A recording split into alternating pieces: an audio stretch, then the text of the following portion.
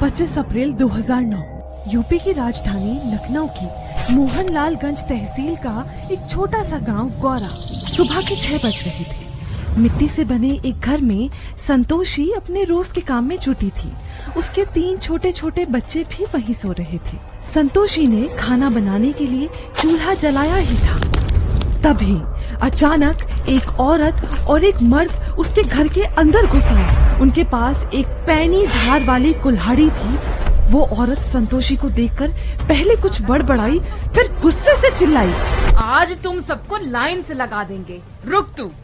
अब उसने अपने साथ आए आदमी की तरफ देखा और कहा, क्या देख रहा है, कुल्हाड़ी उठा और सबका काम तमाम कर दे। शोर सुनकर संतोषी के मासूम बच्चे भी उठ गए। संतोषी डर के मारे पीछे हटने लगी, लेकिन वो आदमी संतोषी को गाली देता हुआ उसकी तरफ बढ़ रहा था।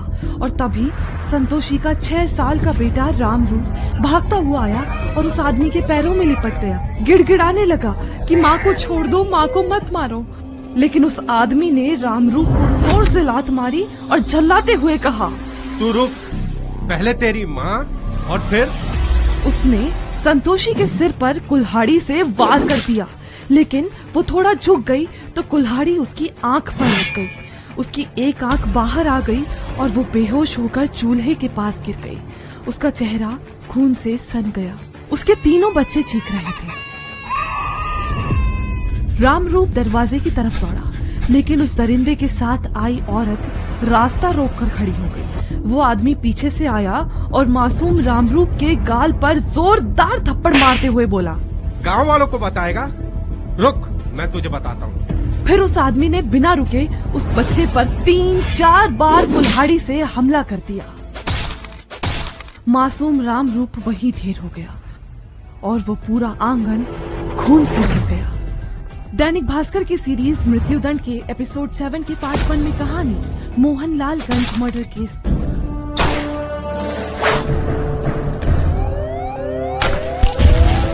उन दोनों को अब कमरे से बच्चों के रोने की आवाज आ रही थी। वो कमरे की तरफ बढ़े तो देखा खाट के पाए से लिपटी हुई संतोषी की 4 साल की बेटी सुमिरन चीख चीख कर रो रही थी और बिस्तर पर 1 साल का दुधमुहा बच्चा रवि रो रहा था।